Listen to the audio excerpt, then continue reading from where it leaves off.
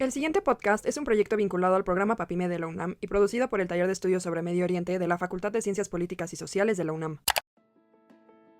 Como en su administración pasada en 2017, la nueva llegada al poder de Donald Trump en 2025 marcó un punto de inflexión en la política exterior estadounidense hacia Medio Oriente. Esto ha hecho que cada gesto, cada palabra, cada firma de diversos acuerdos parezcan mover las piezas del tablero regional. Y es en este tablero donde la militarización y las rivalidades entre las potencias se agudizan, mientras la administración israelí, histórico aliado del mandatario republicano, fortalece su rol como un catalizador de tensiones entre los estados árabes, tal como ocurrió después de la firma de los acuerdos de Abraham con países como Marruecos y Emiratos Árabes, y también cuando decidió recrudecer las medidas para continuar con la masacre del pueblo palestino. Mi nombre es Jimena Rodríguez. Y David Vázquez, host de su podcast Las Relaciones Internacionales en Medio Oriente. Les damos la bienvenida al 37º episodio titulado La Administración Trump y el Medio Oriente.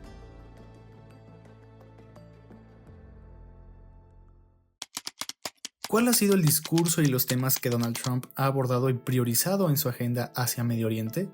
¿Cómo han evolucionado la relación de Estados Unidos e Israel en una coyuntura regional marcada por constantes conflictos como el genocidio en Gaza? ¿Y cómo históricamente esta relación influye en la estabilidad o inestabilidad de la región? Y finalmente, ¿qué intereses de los multimillonarios empresarios estadounidenses pueden verse reflejados a través de las acciones del gobierno en la región? Para responder esto, hoy nos acompaña una vez más uno de los líderes de este gran proyecto, Moisés Garduño, doctor y profesor investigador de tiempo completo en el Centro de Relaciones Internacionales de la UNAM, especialista en estudios árabes e islámicos contemporáneos.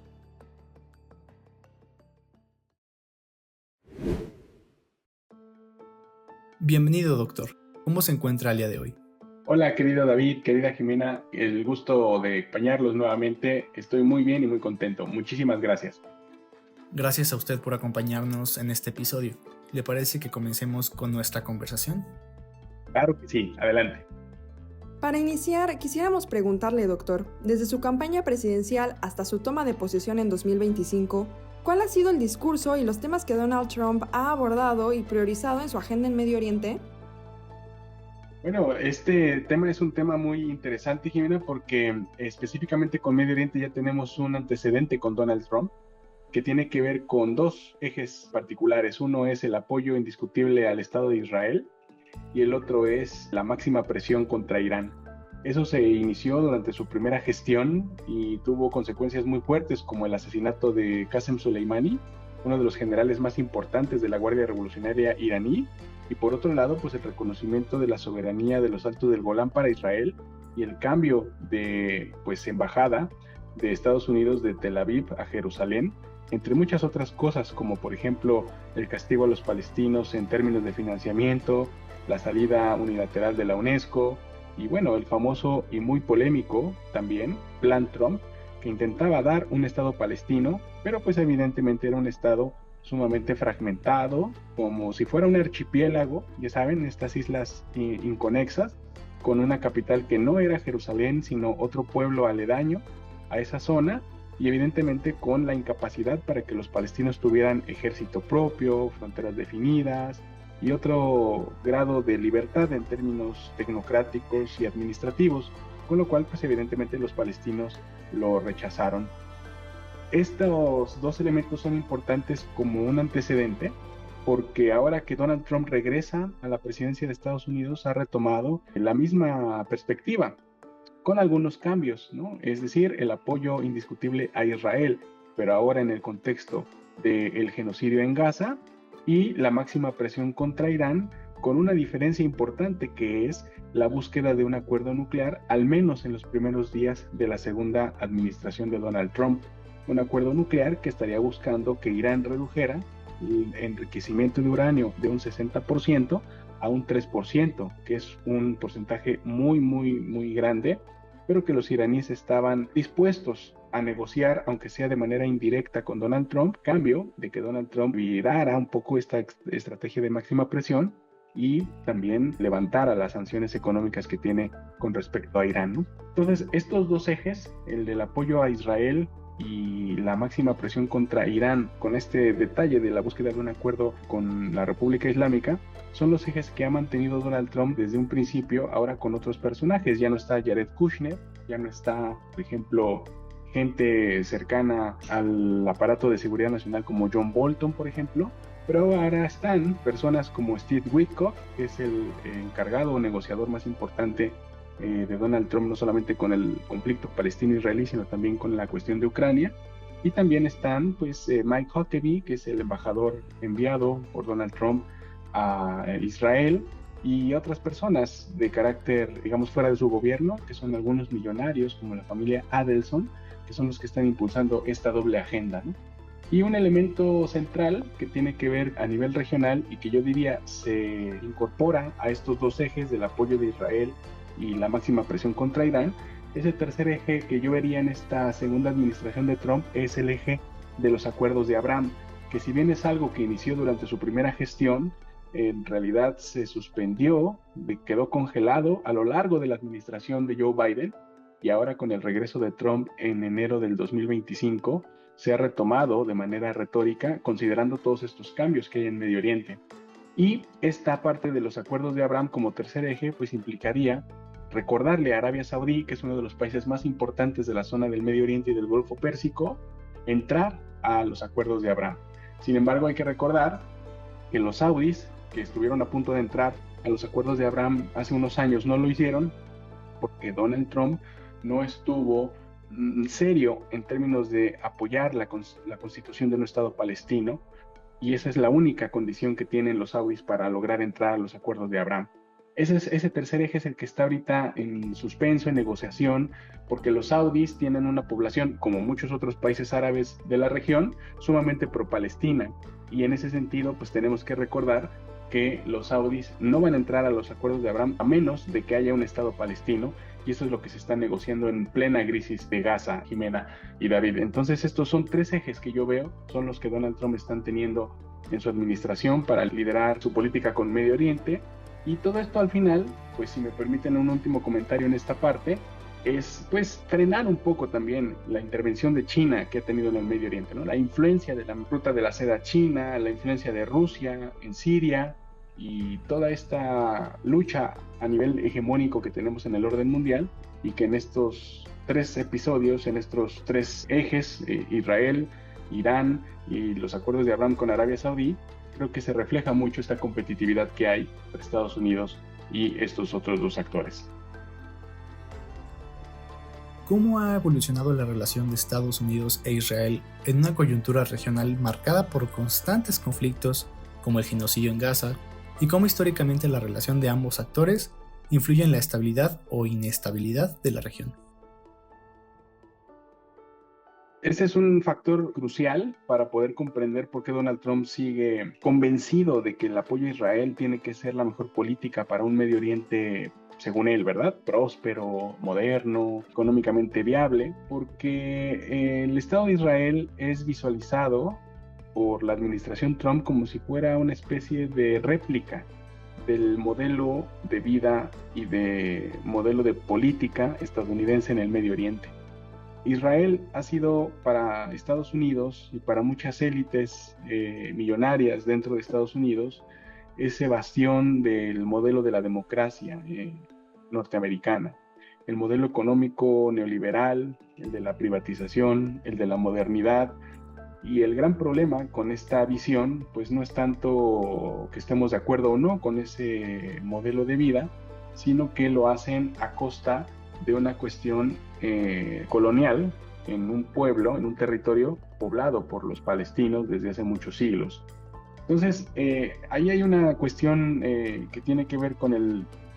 desarrollo y la interdependencia que hay entre la política y la geopolítica norteamericana y los intereses económicos de una élite pro-israelí que vive en Estados Unidos y en otras partes de Europa. Desde 1981, por ejemplo, Estados Unidos firmó un acuerdo en el que se comprometía a otorgarle a Israel aproximadamente unos $3,000 millones anuales. Esa cantidad de dinero la ha usado Israel a lo largo de todos estos años para comprar en un 80% de esa cantidad de dinero armas provenientes de Estados Unidos. Entonces, ese dinero que da Estados Unidos a Israel regresa a los Estados Unidos a través de la compra de armamento a actores privados como las empresas más importantes de armamento que seguramente ustedes también conocen, Boeing, el caso de Lockheed Martin y muchas otras como Northrop Grumman, entre otras, que reciben este dinero a cambio de los armamentos que compra Israel. Como ustedes se dan cuenta, pues se crea todo un círculo de interdependencia donde Estados Unidos vende estas armas a Israel e Israel las aplica, las utiliza para hacer el conflicto en Gaza un conflicto cada vez más permanente, un conflicto flotante, irresoluble, por decirlo de alguna manera. Y en ese sentido tenemos una relación que se ha ido agudizando con el paso del tiempo, a tal grado de que lo que hace Israel con las armas norteamericanas ha llegado a constituir diversas violaciones al derecho internacional, violaciones flagrantes, que ha llevado, por ejemplo, a países como Sudáfrica a acusar a Israel después de la crisis del 2023-24 con la operación de Hamas en contra de algunos militares y civiles israelíes. Bueno, pues la respuesta israelí ha llevado a Sudáfrica a acusarlos de genocidio ante la Corte Internacional de Justicia. Y en un hito importantísimo, la Corte Penal Internacional, que es un órgano distinto a la Corte Internacional de Justicia, pues ha llevado a acusar a los líderes del gobierno actual de Israel que han perpetrado esos actos de lesa humanidad y de actos que son señalados por genocidio por Sudáfrica. La Corte Penal los ha señalado como criminales de guerra a los líderes de este gobierno de derecha, particularmente a Benjamín Netanyahu, primer ministro de Israel, y también en su momento a Yoav Galán, ministro de Defensa, ¿no?, de Israel. Y en ese sentido, pues ahí tenemos que hay consecuencias de esta relación de interdependencia entre Estados Unidos e Israel. Y lo peor de todo, pues es que a sabiendas de todas estas acusaciones de la Corte Internacional de Justicia y la Corte Penal, Estados Unidos todavía se da el lujo de vetar en el marco del Consejo de Seguridad cualquier resolución que llame no solamente a una paz o a la resolución del conflicto, ojalá fuera así, pero ha vetado incluso resoluciones que llaman por un cese al fuego. Eso quiere decir que Estados Unidos y la administración Trump en particular han estado siendo cómplices de estos actos de abuso del uso de la fuerza israelíes en Gaza y que además utilizan su poder de veto para evitar que el Consejo de Seguridad tome medidas más allá de las narrativas o de las retóricas que hemos visto a lo largo de este conflicto actualmente, ¿no? A eso responde, ¿no? Israel es para Estados Unidos ese actor que puede estar incorporando ese modelo liberal, ese modelo político y geopolítico norteamericano, incluso si es a través de la fuerza e incluso si viola diferentes disposiciones del derecho internacional. Ahora bien, a modo de cierre, ¿nos podría decir qué intereses de los multimillonarios empresarios estadounidenses pueden verse reflejados a través de las acciones del gobierno en la región? Pues ahí tenemos el caso que más conozco. El más conocido es el de la familia de Adelson, de Sheldon Adelson, que falleció hace poco y heredó esa perspectiva de la cual ahorita vamos a hablar a su esposa Miriam Adelson, ahora viuda, ¿no? Estos millonarios, junto con otras familias que han liderado, por ejemplo, lobbies como el AIPAC o algunas otras agrupaciones que buscan, pues, envalentonar o destacar la narrativa israelí del conflicto en no solo universidades, sino también en otras partes del espacio público estadounidense, pues ellos han tenido intereses muy importantes financiando, por ejemplo, asentamientos, financiando narrativas, periódicos que hablen de la necesidad de crear más asentamientos, de la necesidad de expulsar a algunos palestinos. Ellos han hecho lobby incluso dentro de Israel también para que algunos integrantes de la Knesset voten para hacer demoliciones, para expulsar a comunidades, para transformar el espacio de algunas aldeas en Cisjordania, en Nablus, en Jenin, convirtiendo parques nacionales palestinos en áreas de entrenamiento militar para el ejército israelí. Y es decir, todo esto que en algún momento algunos colonos reciben como becas para estudiar hebreo, becas para irse a vivir a Israel de manera subsidiada, pues mucho de ese dinero proviene no solamente del Estado de Israel per se, sino también del apoyo de diferentes fundaciones y organismos de ayuda humanitaria cuyos donantes son justamente personas millonarias en Estados Unidos y en algunos otros países de Europa, ¿no? Pero el caso más específico y es ampliamente documentado por periódicos como Le Monde Diplomatique, por Al Jazeera. El caso de la familia Adelson es muy particular porque estas personas han hecho mucho dinero, entre otras cosas, por ejemplo, financiando casinos, construyendo casas de juego, incluso en algunos países del Medio Oriente también, aunque la gran cantidad del dinero que han hecho ha sido por la construcción de casinos en el Asia Pacífico, ¿no? Particularmente en zonas como Singapur, en zonas donde el juego es ampliamente seguida por muchas personas. Y pues todo este dinero que han acumulado junto con otros negocios, bienes raíces, lo han utilizado para impulsar esta agenda. Entonces yo podría dividir estos intereses en al menos dos aspectos. El aspecto de avanzar cada vez más en términos territoriales en Cisjordania, es decir, degradar al máximo posible el mapa de cualquier instancia palestina, y por otro lado de combatir la narrativa pro-palestina en Estados Unidos, impulsando estas críticas al Estado de Israel como sinónimo de antisemitismo. Esas son, yo pienso, las dos prácticas en donde han invertido enormes cantidades de dinero, esfuerzos, han pagado intelectuales, pagado periódicos, y todo esto me parece que explica en grandes rasgos también la política que está siguiendo Donald Trump, porque estos millonarios también han contribuido enormemente a la campaña política presidencial de Donald Trump, con la cual en este segundo periodo pues se hizo de la presidencia nuevamente, ¿no? Datos de Le Monde Diplomatique, por ejemplo, decían también que después de Elon Musk y de millonarios que estuvieron en la toma de posesión del propio Donald Trump en enero de 2025, la familia Adelson se colocaba en el tercer o cuarto lugar, más o menos, después de los grandes millonarios, como el propio Elon Musk, que al tiempo de estar grabando este podcast, pues de hecho se está distanciando, ¿no?, de Donald Trump, pero eso no quiere decir que en momentos pasados le haya otorgado grandes cantidades de dinero con las cuales llevó a cabo su campaña presidencial. También seguramente hay intereses de élites pro-israelíes en empresas de armamento, en empresas de construcción, en empresas de software y de seguridad. Y bueno, este también es un campo que hay que estudiar para dilucidar los intereses de estas compañías y la ocupación militar que hay en Israel con respecto a Palestina, y por supuesto la degradación del mapa palestino y la falta de consecución de un Estado palestino frente a estos intereses.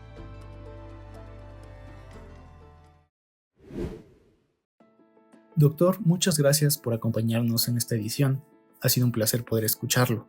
Para cerrar con el episodio, ¿le gustaría recomendar alguno de sus textos para que nuestra audiencia también pueda leerlo y conocer un poco más sobre el tema?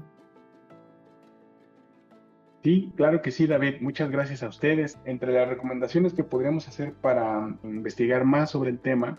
pues la base podría ser el libro de la limpieza étnica en Palestina por Ilan Pappé, y su último libro, su libro más reciente, sobre el lobby sionista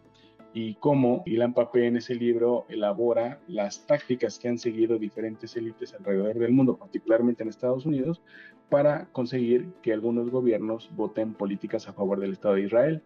Otro libro importante que tenemos en América Latina y aquí en México en particular es Pensar Palestina desde el Sur Global, que es una colección de ensayos que pudimos editar por ahí en el 2017 y donde participan enormes investigadores de Palestina, del propio Ilan Pappé, que hizo el prólogo, de México, de Argentina. Y bueno, está en español y disponible en la librería de la UNAM para toda persona que quiera profundizar en el tema. Y finalmente, un tercer documento, yo les recomendaría mucho la obra de Rita Segato, que últimamente se ha estado posicionando sobre la cuestión palestina y ha vinculado lo que pasa en Palestina con las tesis sobre la violencia y las estructuras de la violencia que ella estudia desde una perspectiva feminista. Estas tres fuentes yo me atrevería a recomendarlas. Evidentemente hay muchas otras en internet, en Al Jazeera, en The Middle East Eye, Democracy Now!,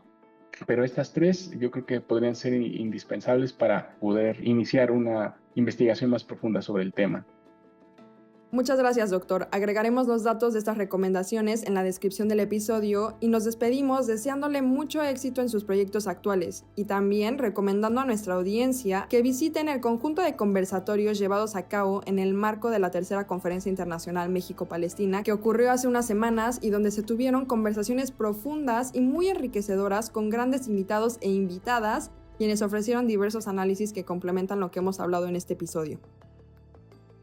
Muchas gracias, Jimena. La tercera Conferencia Internacional México-Palestina se lleva a cabo el 29 de mayo del 2025 y es un excelente punto de partida para profundizar en estos temas. Muchas gracias por recordárnoslo. Como en nuestra temporada pasada, quisiéramos agradecer al público que nos escucha desde diferentes partes del país y del mundo, no sin antes invitarles a seguir las redes del Taller de Estudios sobre Medio Oriente. Y por supuesto, a continuar escuchando las discusiones en nuestros próximos episodios. Cada reproducción nos ayuda a crecer como proyecto, así que no duden en compartir el podcast. Todo el equipo se los agradece inmensamente. Esperamos que vayan a disfrutar esta temporada y nos vemos la próxima semana con un nuevo episodio.